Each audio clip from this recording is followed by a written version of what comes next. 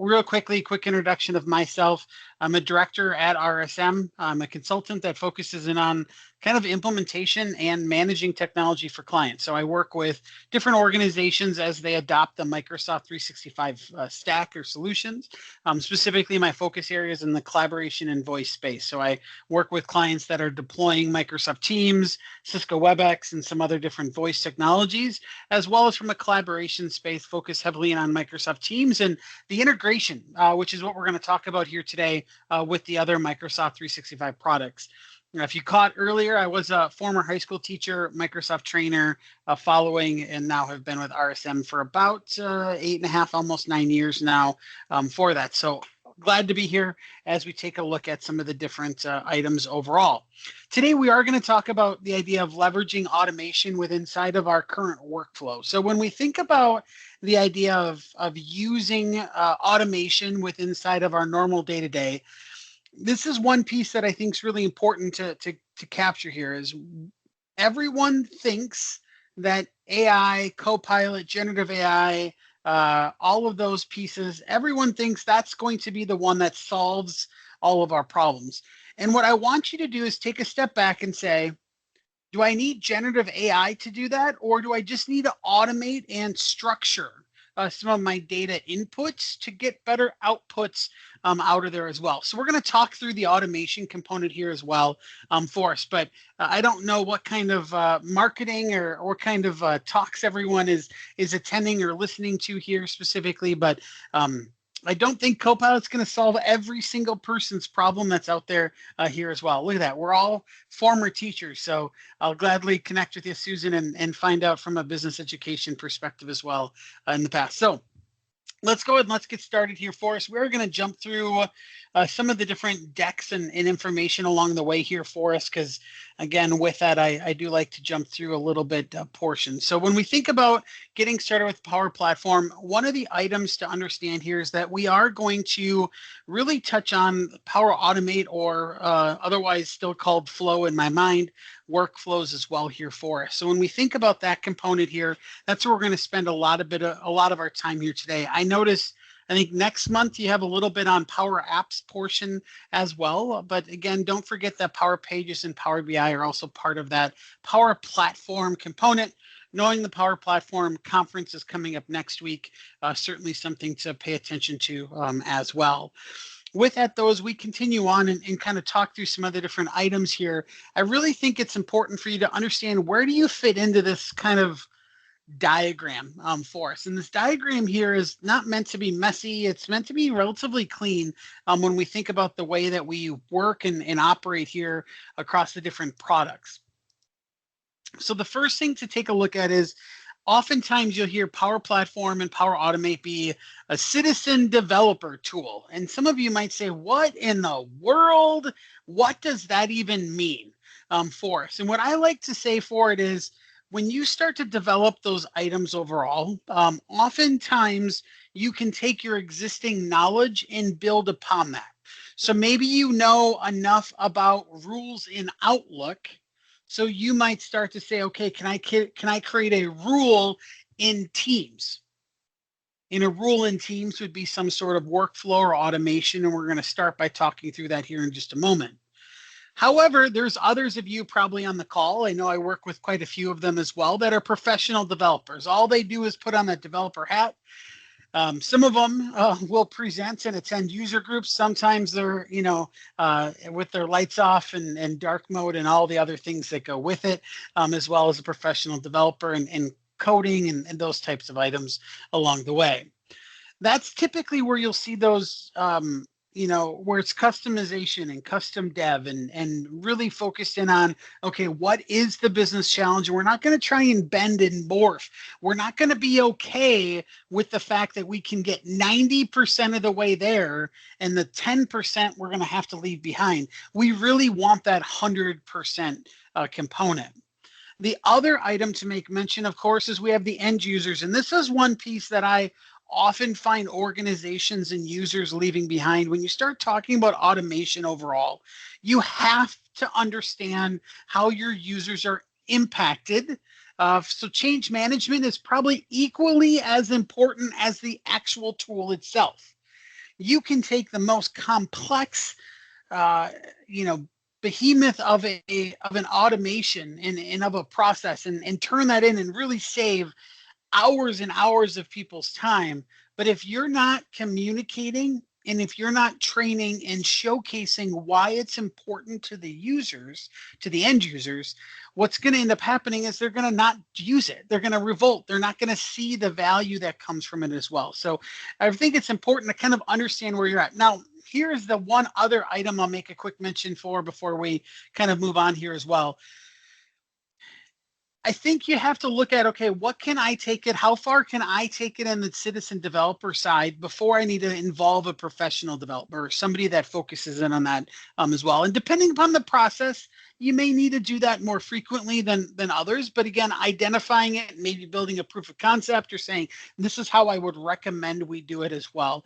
Today, the example, we're going to run through a couple of them, but one of them in particular is posting an adaptive card inside of Teams to gather some sort of feedback. So we fill out a form, that form posts a message in an adaptive card.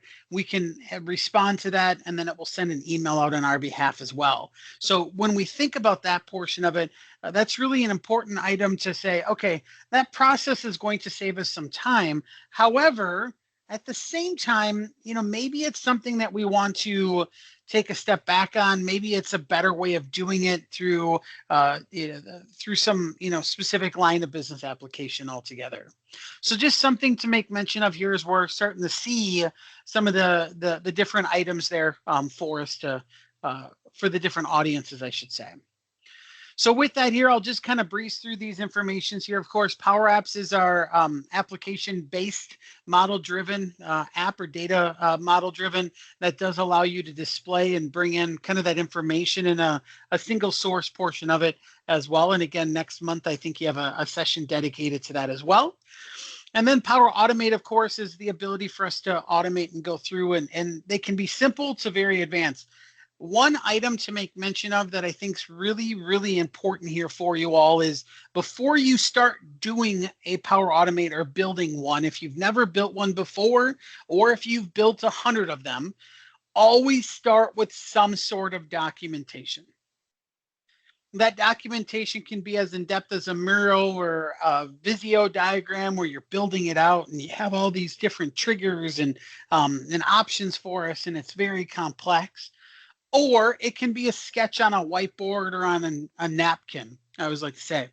You have to be able to measure the success that comes with it. The other thing that I think is important for you to realize is that, yes, you can build upon it. So when you think about automating that process, oftentimes I will hear someone say, well, I started with this, and then I added this on, and then I added this on, and then I added this on. And next thing you know, it's a full-on Frankenstein of an automation process, right? And you're like, well, if you would have started from scratch, you wouldn't have done this in the middle for it. So the one thing I always like to say is don't be afraid to throw something away or start from scratch, right? Maybe you build it upon and you built so much onto it, and eventually it's that wobbly Lego tower that's going back and forth because you didn't make the base wide enough. So don't be afraid to say, okay, time out. I need to start over. I need to look at this a different way. Maybe I need to involve a different person, right? Come up with a peer or reach out to someone and say, how would you do this a little bit different as well? With that as well, again, you do have different connectors that can be used as well and trigger actions and those types of items that go with it. So let's take a look at Power Automate here first of all. So I'll share my screen along the way. My desktop, I should say. All right, so here is my Power Automate coming over for us. You'll see it in just a moment.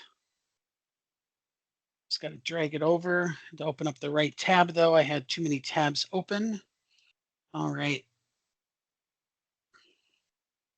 Perfect. So here's my Power Automate along the way for us to get there. And again, if you're unfamiliar with how to get to Power Automate for us, it's available inside of the app launcher or inside of your Microsoft 365 apps.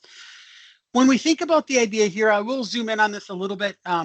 I bought my monitors from Costco, which means one of two things. One is I think I got a really good deal. The other thing for it is everything in Costco is larger than it seems in the store. So they're very large monitors, which I completely appreciate, but for my audience that's watching at home, if you're on a small monitor, sometimes it doesn't scale quite right. So I will zoom in a little bit here as well, just so you have the ability to see where I'm pointing things out.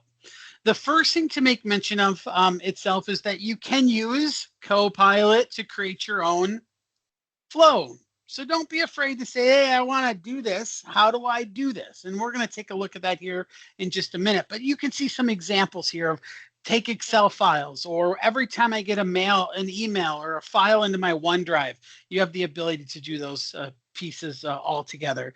Again, what they did is they took their templates and they added some generative text to the front of it to allow you to surface and find that information a little bit easier.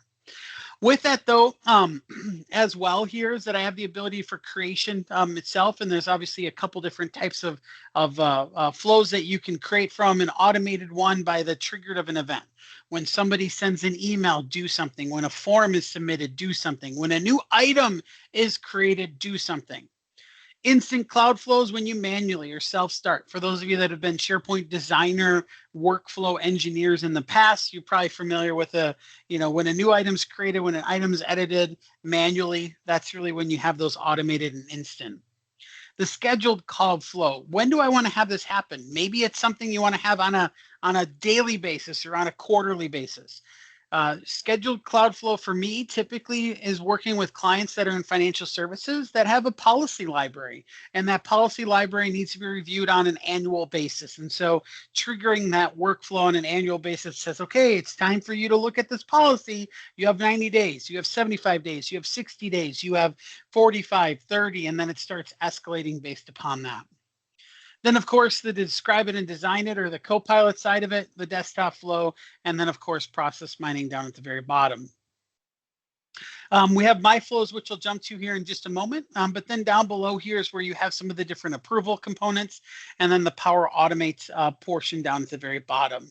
So the first thing I'm going to jump into here is the templates. And so since I mentioned we're going to focus in on Microsoft Teams, we're going to see what templates exist for Microsoft Teams.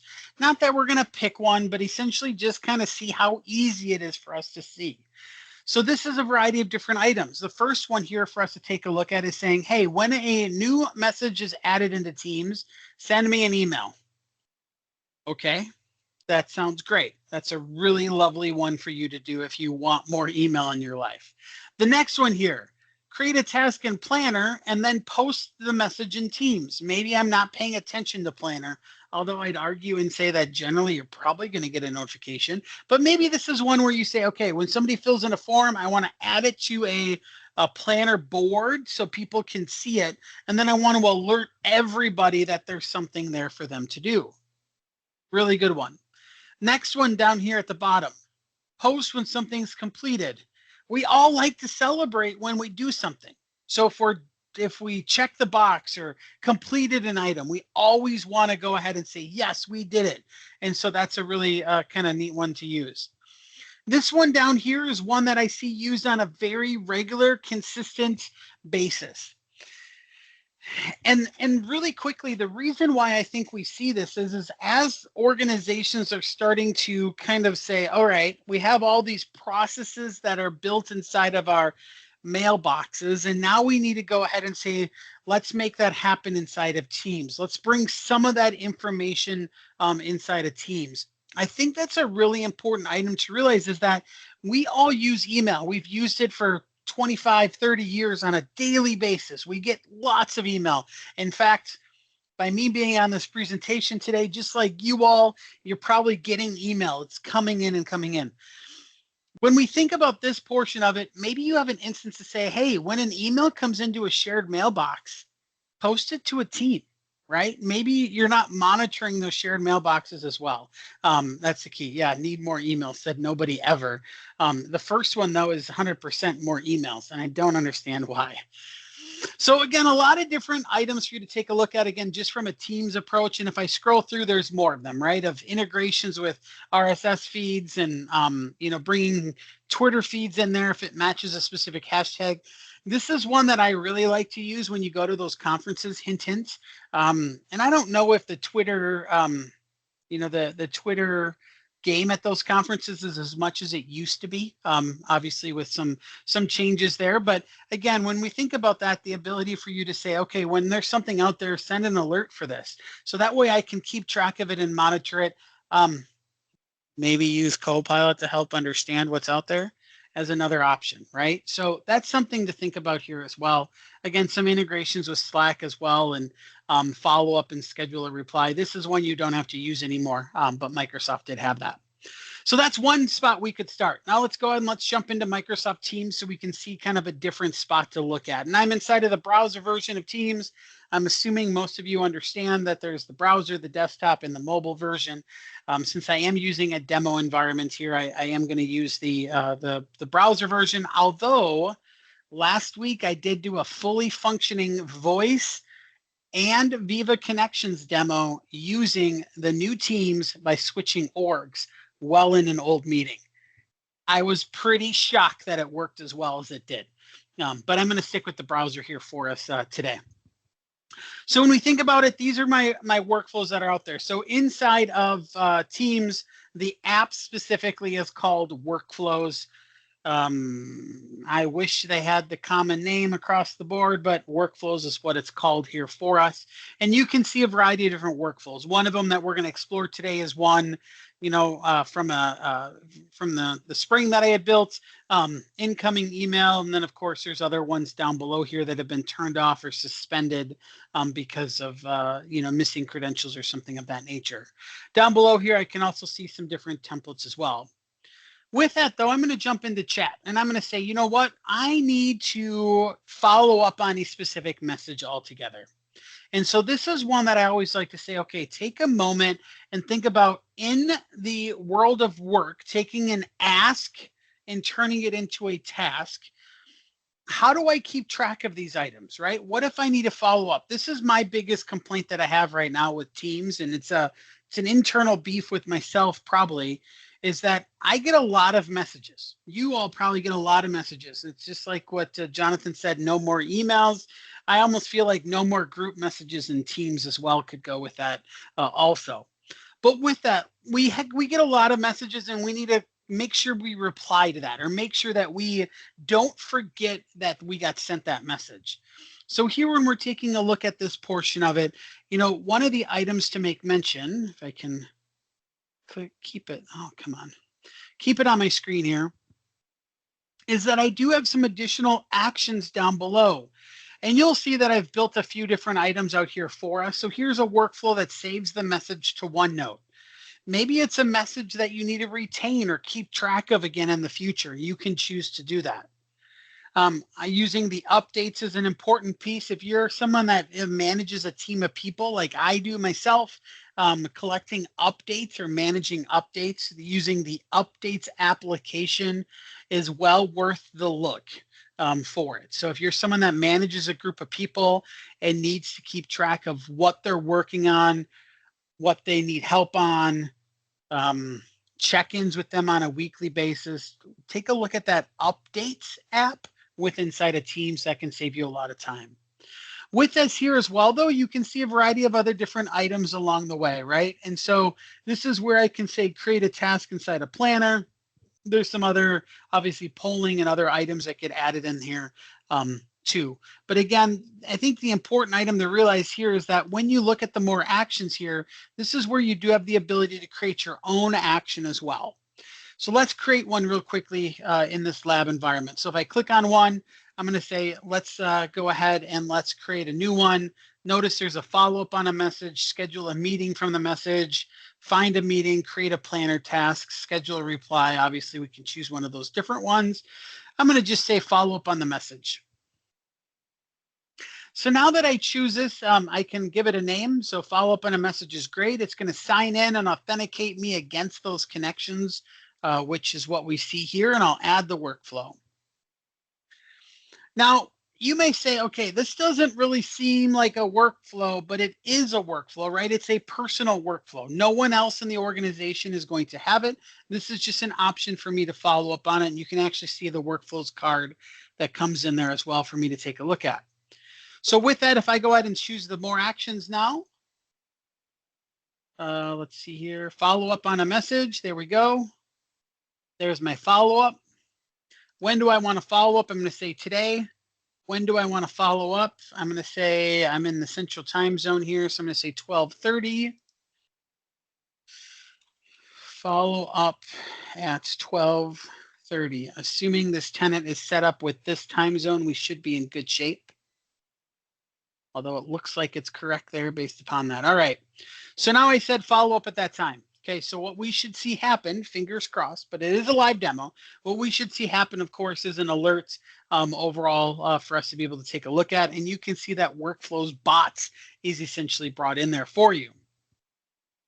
So this brings us to the first kind of fork in the road. When you're building these automations, if you want to send an alert out to someone, if you want to post to somebody, you have options of either posting as a user or posting as a bot. If you do post as a bot, it is all going to go in the workflows. And my common complaint as a consumer of these is that everything goes into that one bot, and sometimes I don't look at it because it's too noisy. So something to be a little bit aware of here is if you go down the path of automating too many things, you got to be careful of the noise that comes with it. All right, so we should just be able to give that a couple more minutes, and we'll come in and bring that in for us. I'll pause here if there's any questions from anyone. Otherwise, we'll continue on and take a look more at that workflows application with inside of Teams here for you to take a look at. But again, that was inside a chat saying we needed to follow up or do something with our messages, much like creating a rule inside of Outlook, where you might create a rule as well. That's what we really started out with, was inside of there.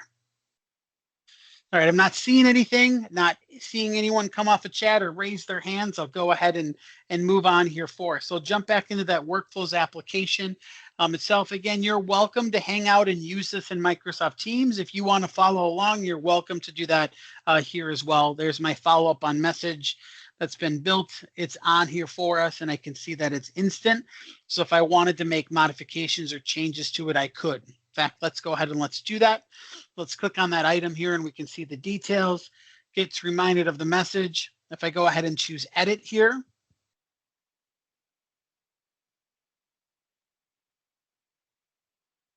it's doing a lot of things for a delay, but essentially here for the selected item or message rather, it's taking that delay start time, end time, creating those variables here specifically for us, setting those variables, converting the time zone, getting my profile, delaying until the specific time. And then from here, it will post it with inside of the notification appropriately. And if I click on those, you can see it's posting here as the Flowbot group chat.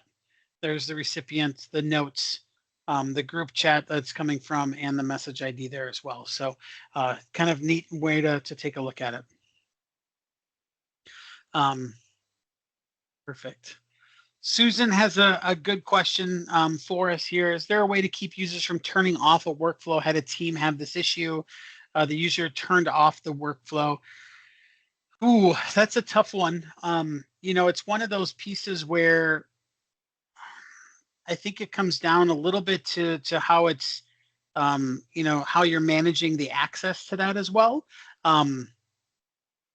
I think from that side of it, where I've seen organizations be successful, Susan, I don't have a specific answer to your question, but where I've seen organizations be a little successful in the past on that specific item has been, use a service account to manage that, manage permissions on that a little bit more granular for it. So that way you're not allowing users to make modifications or letting them know, the making of modifications. But yeah, that's a tough one because ultimately, depending upon how the workflow is built, you have to give users access to it, right? And for there, that's a common thing where a user might turn one off accidentally for it. So yeah, I don't have an answer. If somebody else has an answer to Susan for it on how they would do that in the past or have done that in the past, chime in. I'd be interested to know it here as well. Will had one that I think's one that we've all faced a little bit more, which is workflows that then all of a sudden stop working. You'll receive the email that the connections need to be re-authenticated.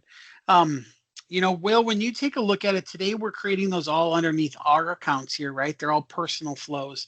The important item I would say is, think about using a service account appropriately for that, license the service account appropriately, and ensure from an authentication perspective, that's key.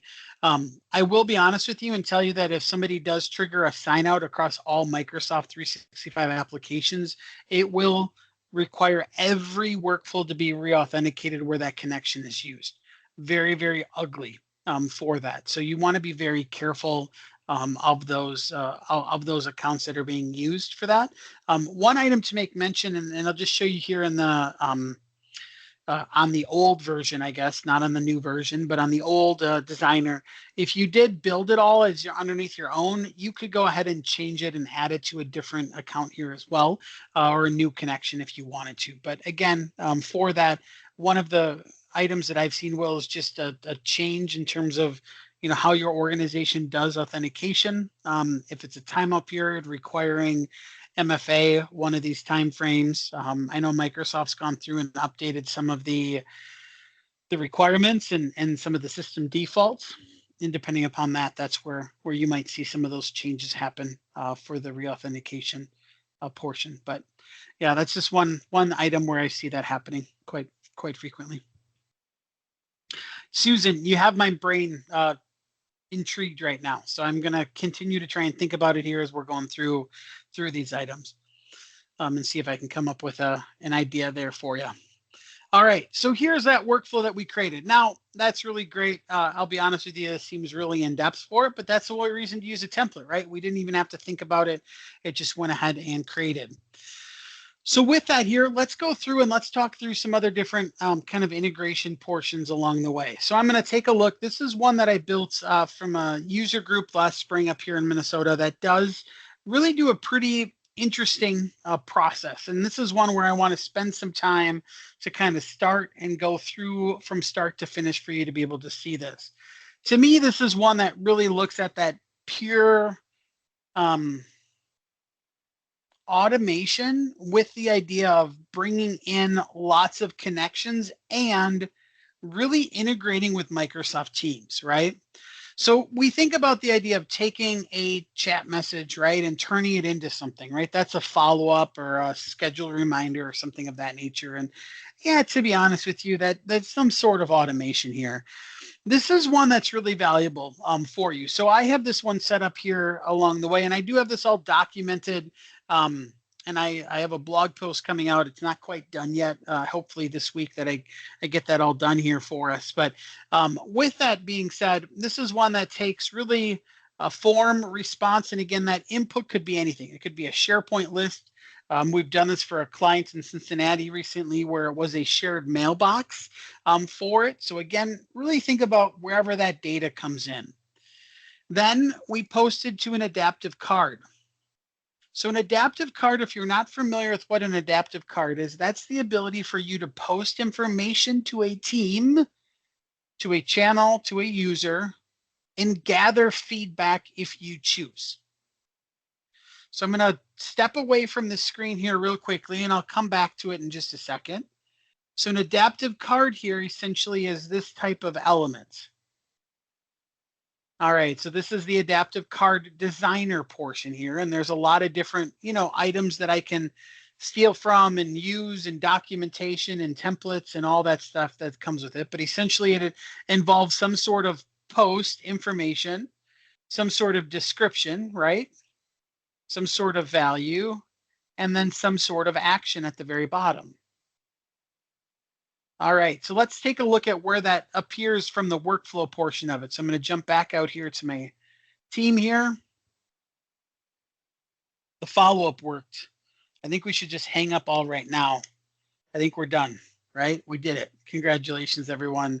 We did it. We built a workflow, and the follow-up came right on time for us to take a look at. Before I jump into that, let's take a look at this one. There's my follow-up. It just took me right back to this portion here as well for me to follow up and come back to that specific message. So it was a way of me saying, hey, don't forget to come back and take a look at that. Keep in mind that that would be a very confusing component.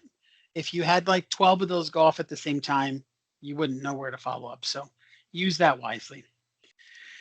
With that here, when we take a look at that adaptive card, here's that adaptive card, right? So this is what that card is posting, and I'll show you this in just a second, but it's bringing in the name, the email address, a description, and then some sort of response. And then the response has an option here for me to send an email.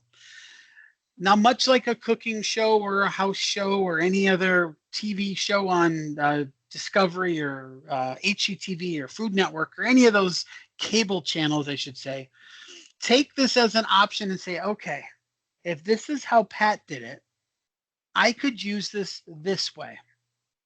So I'll give you another example. When we have a new contract that comes in, the contract comes in and then essentially will send a message out to a group of leaders to review and then assign that contract to somebody else for implementation or for project management. And so that's where we use adaptive cards. Instead of it sitting in a shared mailbox and everyone having to go there and find it, it comes to a shared dashboard like this and then allows us to go through and see that. So with that, that's an important or kind of a unique approach for you to take a look at and really be able to see itself. With that here, I can go ahead and enter in, message. Sounds good. And then I can click send email. Now what that's doing here is it's going to go ahead and do whatever action I said for it to do. Let's step back into that workflow here real briefly so you can see it along the way. I'll move out my sharing option here because again, that's a nice feature now that's available. Oh, I was inside of Teams. I'm going to be inside of the new designer here for us. All right, so here's the new designer. I just had the tab open along the way. So when a response is submitted through a form, get the details, and then post the card. Here's what the card is saying. There's the name, the email address, the description, enter in, and then the response. And then obviously you can see the actions down below. There's where it posts it inside of the Teams in the channel for us to take a look at. And then as soon as you're done, it says, thank you for the response is a key component there for you. So just something to make mention of. That's a pretty unique and nice area for you to see along the way. Now, as that's going to wait, right? It's going to wait for a response because I said wait for the response to happen. Then when that response comes back, what did I say I wanted it to do? I wanted it to send an email. Now that response does come back into a JSON, so I do need to parse that information out, which is all I'm doing there. And then here's my email. Dear so-and-so, thank you for reaching out. And there's the body input from the previous step, right, that was brought in. So let's see that process from start to finish here for you to kind of see this. And then we'll build this and make some modifications for it. So with that, I did start with a Microsoft form. So here's my form. Enter my name, right? I'll just say Homer Simpson. What do I need? I need all the help I can get. And then I'll click on submit. Now, what is this doing? This is saying, okay, I'm submitting the form response. Now it's going to essentially trigger that workflow. That was weird. There we go. It's going to trigger that workflow, and from there, it's going to post a message inside of the team. All right. We can see it's already there. Name, Homer, right? Email address. I had to just pull the response email address from the person who submitted it. But of course, could I create a field and have somebody manually type that in? Absolutely. There's my response, and then I can choose to send an email overall. Now with that here, this is the response. Good job. Now, again, from a usability perspective, what's really nice here is that I'm not having to navigate to a shared mailbox to pick up something. I'm able to extract just the key sets of information here. I'm able to interact in the flow of work, right? I can stay inside of Teams. If I'm on my mobile device, I can stay inside of my mobile device. So nothing against SharePoint and nothing against some of those other form tools that you've all used in the past, but I don't have to leave the application in order to do this. And I think that's a key element here of adaptive cards. It's just the ability for me to interact this way. So now when I click on send email along the way, now that email has been sent for us. And if we take a look at my mailbox here real quickly, assuming that it comes in successfully here for us, there we go. This is the response, good job. You can see that's where it pulled that text box over here as well. So I think that's an important kind of element and piece to think about here specifically. So before we go ahead and build our own or start building our own, I'm going to pause here for just a minute. And I do want to walk through kind of that process specifically, and then we'll jump back in and see that. But before I jump into that process, what I'm curious on is, has anyone else explored the idea of using adaptive cards or have thought about using adaptive cards in a process that they have? Just out of curiosity, we have, 24 folks on this, so maybe there's somebody, if anyone has any examples they want to share.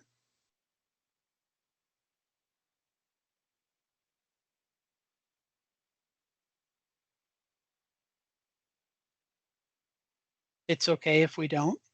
I get it.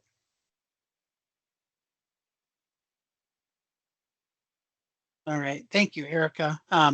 Use them for notifications when for different groups to notify them when a process is complete. Yeah, so that's one item, right, to take a look at and be able to see. So let's go ahead and let's build one here. So when we think about the idea of building one along the way, we have to take a spot to really think about, okay, how are we going to use this, right? What are we going to do? And again, the creation or the trigger action can be anything. I use a form for my demo because, of course, now I'm using forms, I'm using Teams, and I'm using Outlook. I'm using 3 things and gluing them together. Maybe it's a SharePoint list item. Maybe it's a shared mailbox, right? The idea here is that you have the ability to make those items to come in for it as well. So yeah, I guess, Faith, to your point, if not having Exchange Online might be a little bit difficult there for you to be able to use as well, certainly. All right. So with that here is we're taking a look at some of the different items along the way. Here's where I have the ability to come in and create my own for us. So here I'll go ahead, I'll just leave this page that's in editing mode here, and we'll create our own. So I'm going to create one here that's triggered by a designated event. And here I'm going to say it's, we'll call this adaptive card. And then I'll just say when a new response is submitted for forms. Again, hopefully most of you understand that it could be any of these items along the way.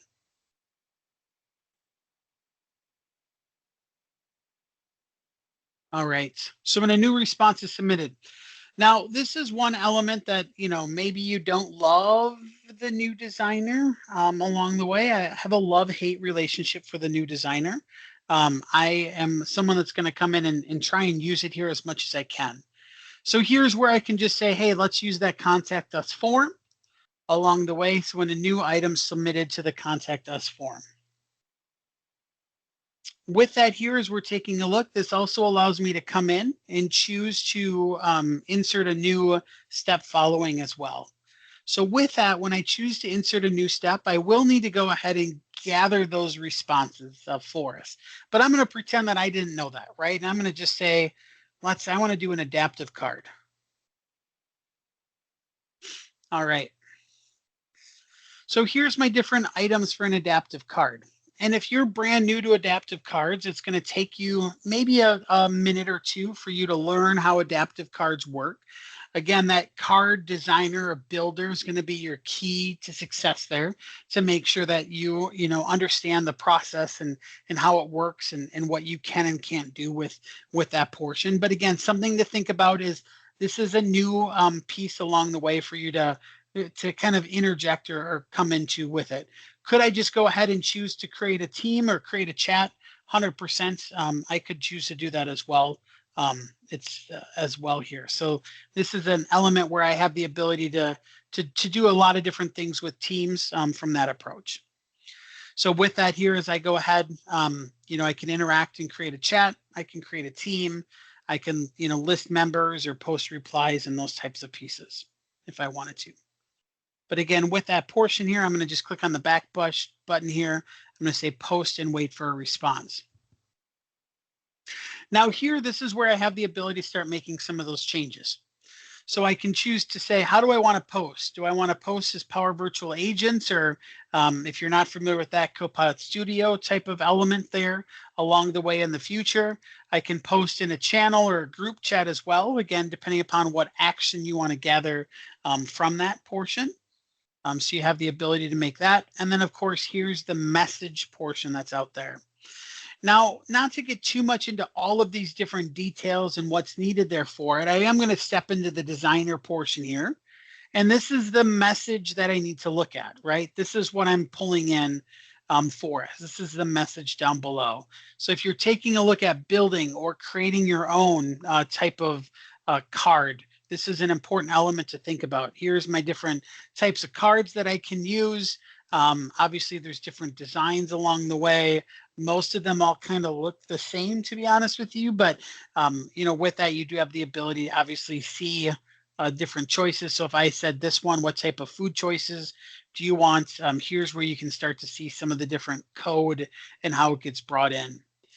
One item to make mention of is this is now introducing a little bit of the Power Apps interface in my mind for us. So the Power Apps itself is a key component as well. So when we think about that element here of the of bringing that in, and the Power Apps elements itself, that's where we have our different containers, elements, and inputs. And then over here is our card structure. So a little bit kind of flip-flop from what you'd see from a Power Apps portion along the way.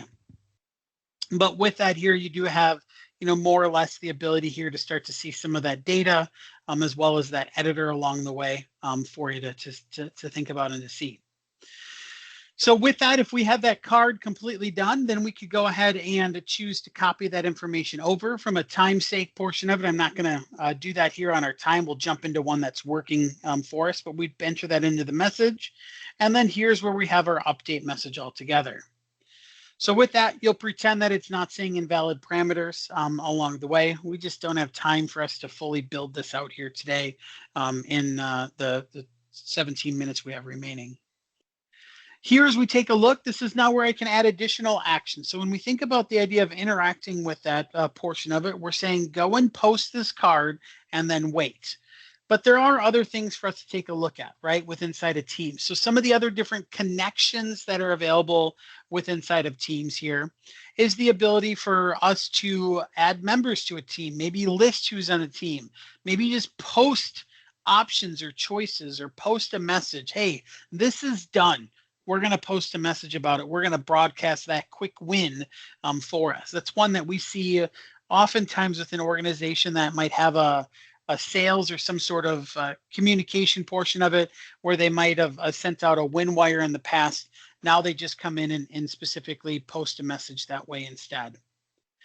With that, of course, there's other items, including updating the cards if you want to update it, creating a tag for the team, deleting a tag, mentioning, listing out the teams, the channels, so on and so forth. So a lot of your actions that a team owner may do can come in here and be able to be done with inside of a Teams kind of framework altogether. With that then, if we had it all done, then we could go ahead and say, okay, let's go and let's send that email or do those other components altogether. Let's take a look at this one already done here for us, just so we can diagnose and start to see some of the different processes that are in use here.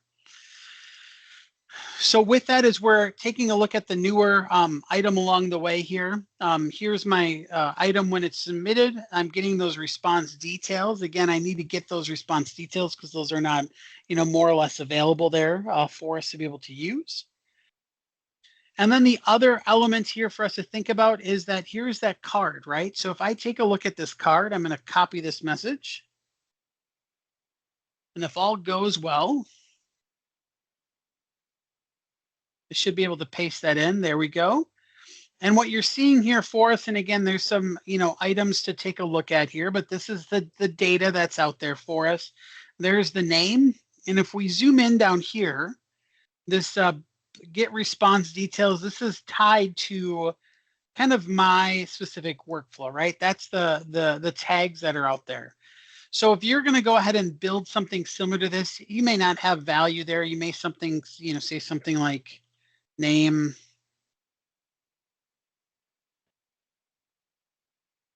replace me or something of that nature. I always say when you're designing the cards themselves, always make sure you're kind of, clearly identifying what needs to get replaced, because ultimately when you copy this information over, you need to replace that. You need to change that from raw text like you're seeing here to the actual be variables. Maybe it's the, values from a different connection altogether. So again, there's my value. And again, if I take a look and do email address here as well,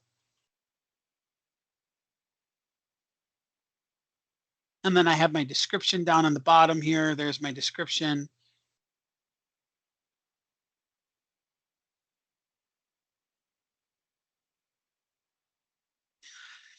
Those will allow me to easily find that, because what I'm going to end up doing here is as I copy and bring that information back out again and put that back inside of my flow, you'll notice there's where I have the value of the name.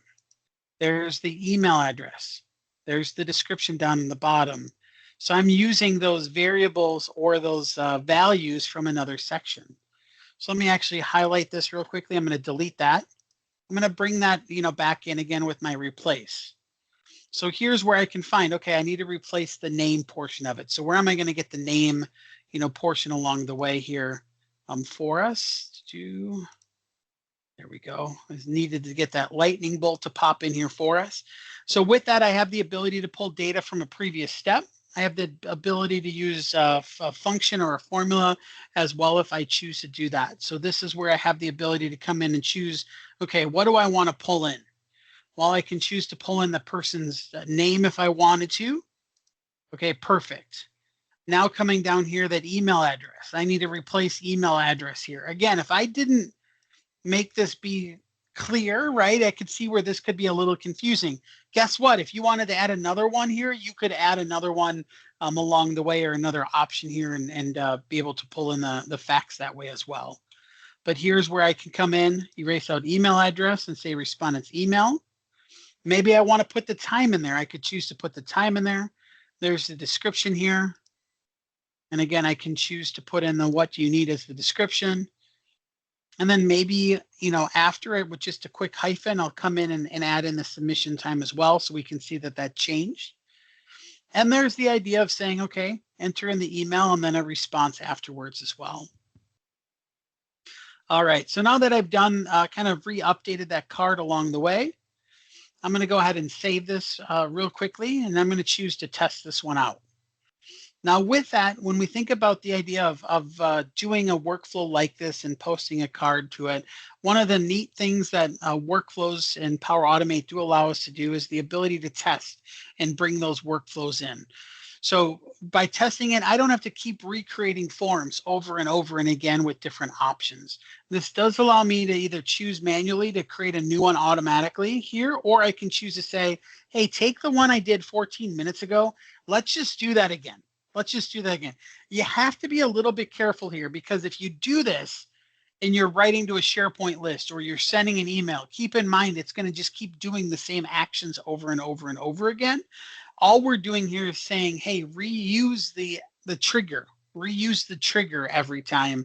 That's what we're doing. The rest of it's all going to be net new for us. So it's going to create a lot of pieces there. All right. So now that I said to go ahead and do that, it's going through, gathering the response details and posting the card. I promise you in the next few minutes, we are going to jump over and take a look at some of the Copilot components that go with it, because I wouldn't be doing my job if I didn't talk about Copilot. So there we go. There's my information. How do I know it changed? Well, keep in mind, I did append or add in that field. That wasn't there before, right? You have to believe me if you didn't see it before, but it is now there for us to take a look at. So now I can have that enter in the response as well for us. One of the important pieces to think about here is documentation after a workflow is always key. And when you think about your workflow overall, you may take a look and say, okay, this workflow is relatively simple. I'm going to take screenshots of everything. Yeah, you can do that. And that's a really effective way for you to make that happen. When we think about the idea of Copilot inside of Power Automate here, this does allow me to do a variety of different things. I can ask it to change a flow. I could, say, add an action to create a task in a plan. Hopefully I asked that right. I didn't put the word please in there though, so hopefully it is smart enough here to do that. But with that, hopefully that was pretty clear. Add an action. We're at the point now where it may not be saving me time though for that specific of an ask along the way.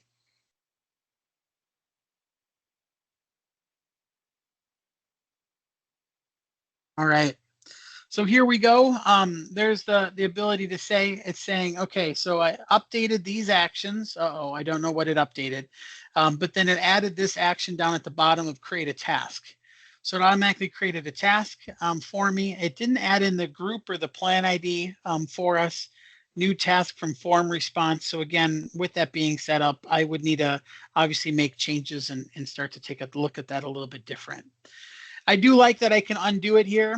So if I undo it, it's going to go back to its previous states along the way. You can't redo it once you've undone it, essentially for it.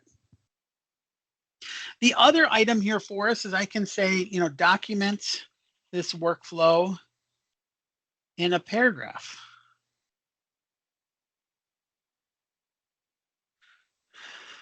This is one that's going to fail along the way.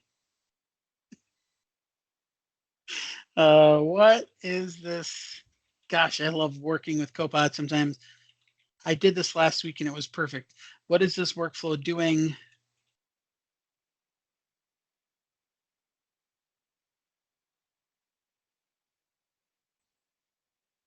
Let's see if that does a better job of it. All right, so at least in this one, it's doing a little bit better job of expanding that based upon the question that I asked it.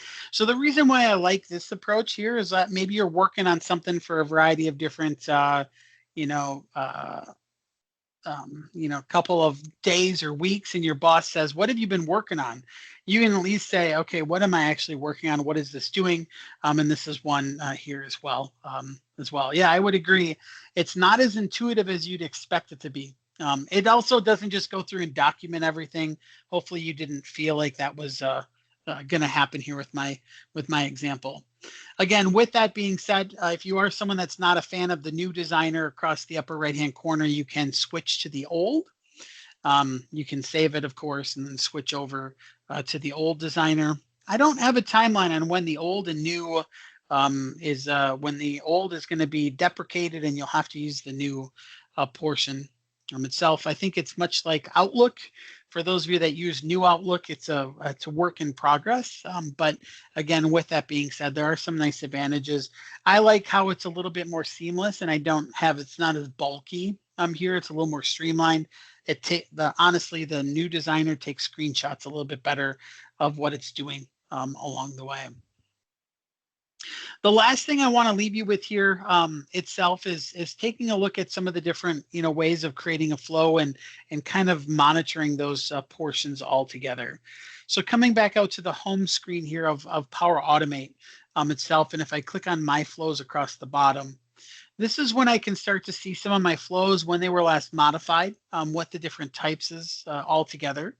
One piece to make mention of is that if you do share a flow with somebody else, they are going to appear in the shared with me section. So don't be afraid to click on here and see what other flows might be, shared with another person or another individual altogether. When I do click on that flow here specifically, this does allow me to come in. I can see, some of the different process here as well. So there's where I can see that it's running that test right now, the duration, succeeded, the process altogether. If I click on one of those items, I can actually drill into it and see what it did, right? So I can see, okay, now when a new response was submitted, that's the form ID. And if I clicked on the outputs, it would actually show me kind of the outputs themselves, right? What is it using to help figure that information out? The response details here, there's the response details. I can see kind of when I submitted things. I need help with this demo. There's the person's name that they typed in. And if I come all the way down to the bottom here and send the email, I actually get information on, okay, what did that email look like, right? And again, this is, you have to use your HTML information here a little bit, but this is where I can see the, kind of the information with the breaks and the paragraph starting and figuring.